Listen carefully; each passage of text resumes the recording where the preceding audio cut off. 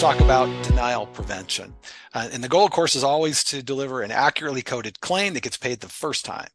And as we saw in our state of the state metrics, denials related to coding have actually raised 20% over the past 5 years, to where on average, across all payers, 42% of all denials are now related to coding issues.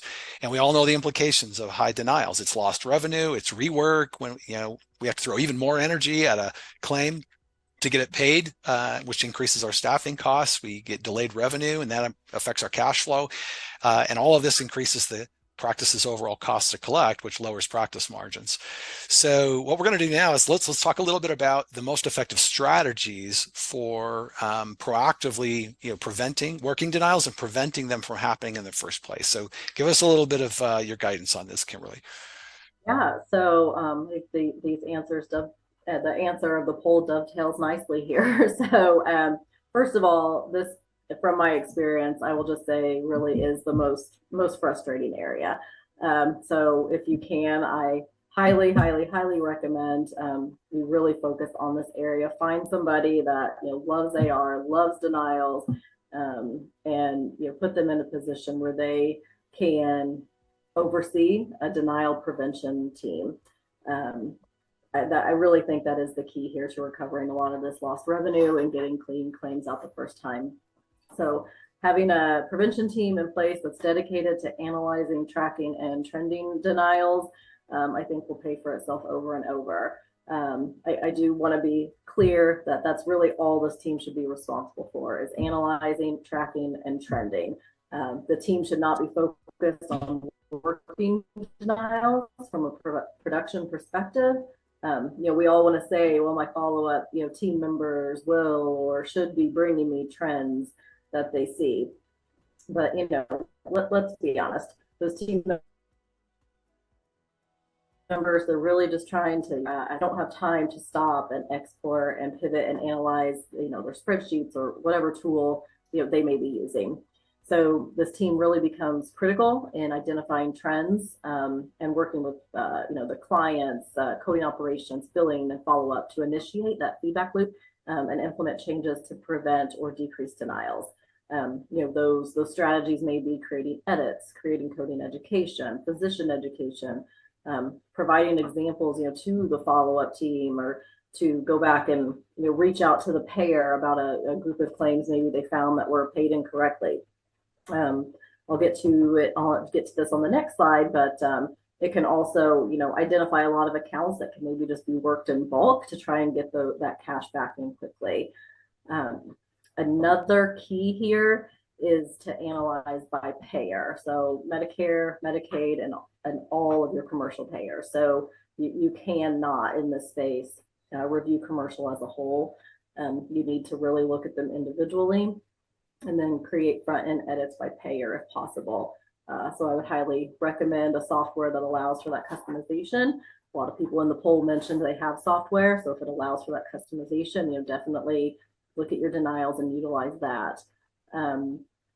Another key here, please take this away, that analysis can really never stop.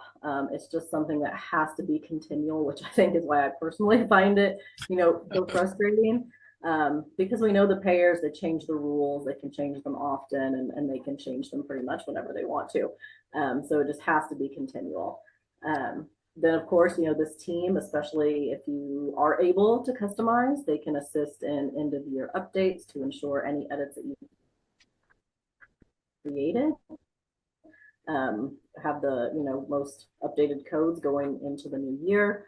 And then lastly, I do recommend, in addition to this team, your coders really should be working their own edits and denials. That way they can be getting some feedback real time and correct their errors, since it can take time for those trends to build up.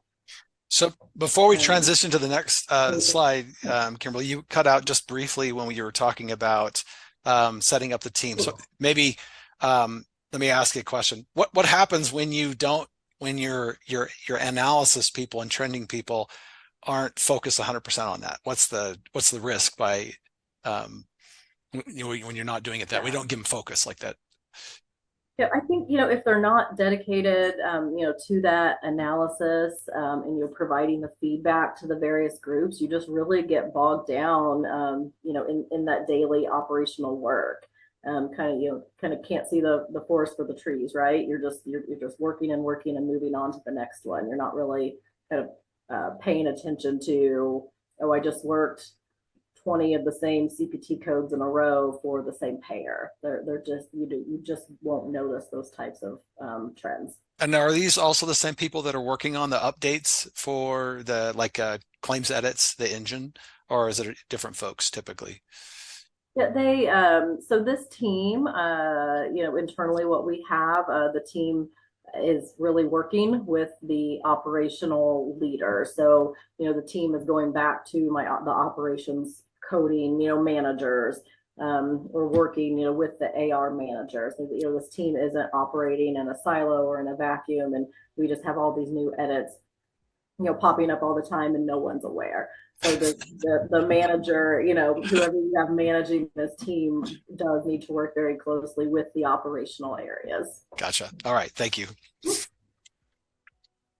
Moving on, just a couple of examples. I won't belabor all of the points we just talked about. But as an example of what we found was we were billing left right on several procedures. If it was a bilateral procedure, we were billing left right.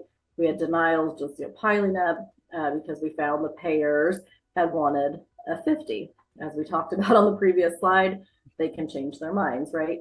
So there had actually been an edit in place flagging the coders to utilize LT and RT. So, and it was actually a hard stop they couldn't bypass.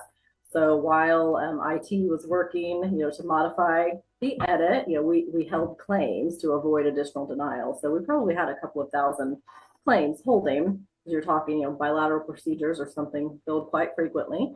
We decided to make that, a soft warning that the coders could bypass, but it was something displaying, telling them to, reference their grid that we had basically put together, saying these payers want 50 and these payers want LTRT. Just maybe something else there to keep in mind when you're working through production numbers, all those maybe extra steps your coders have to take before getting claims out. We have about 2,000 claims holding while we modified that edit. And I will say, where I talked about you can never really stop this analysis, just in this last week, we found 2 more payers that had still wanted LTRT that have changed their mind that now want the 50. So it just has to be continuous. We also had 4 payers. We found 4 payers that we were using left, right if the procedures involved fingers, toes, or eyelids. We found that they actually wanted those specific finger toe eyelid modifiers.